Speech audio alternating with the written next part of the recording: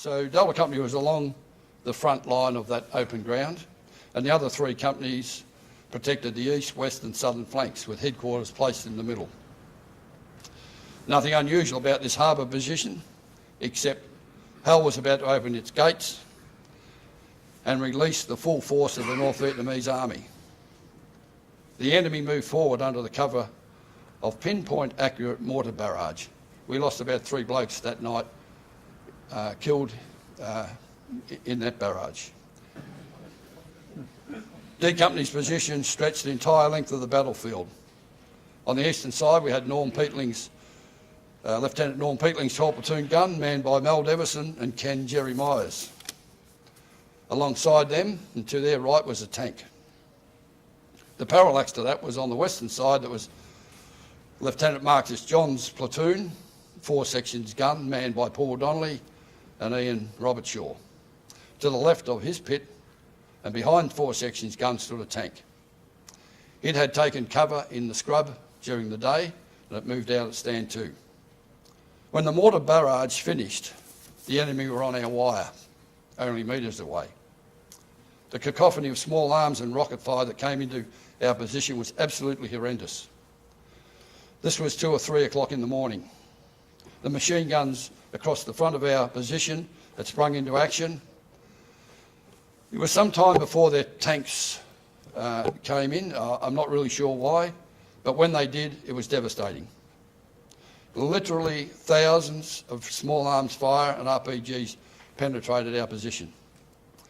Within the first minute, Paul Donnelly yelled for me to come forward. And at first, I told him where to go. I don't think they were the exact words, and some of these things I've had to cut out, but you can substitute an F. When I finally got my act together and got my boots on, I leopard crawled to Paul's gun pit with my rifle, and I was about to get into his gun pit, and he said, "You can't get in here." There was no room. Now, what the hell did you call me up here for?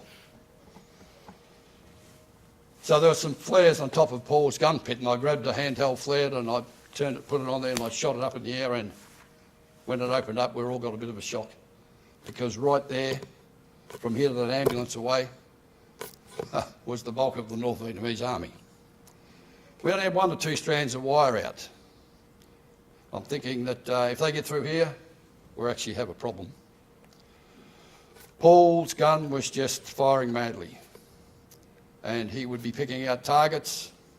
We would be taking fire from somewhere else, because I was standing behind the gun pit about to call fire to that. Paul, go left, go left. We were starting to run low on ammunition. I think Paul had around about 1,000 rounds of ammunition in that gun pit to start with. But we knew he wasn't paying for the ammo, not the way he was pulling the trigger.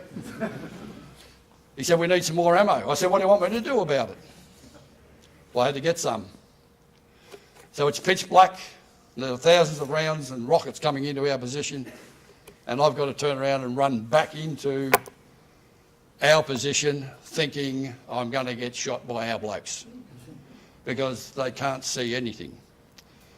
I had to yell at the top of my voice, "Does anyone have any link?" Somebody would yell out. I'd say, "Keep yelling, keep yelling." I'd go over there and I'd pick up a belt of 100-round belt of link off that pit, get it back to Paul. Him and Pommy Robertshaw just kept that gun going.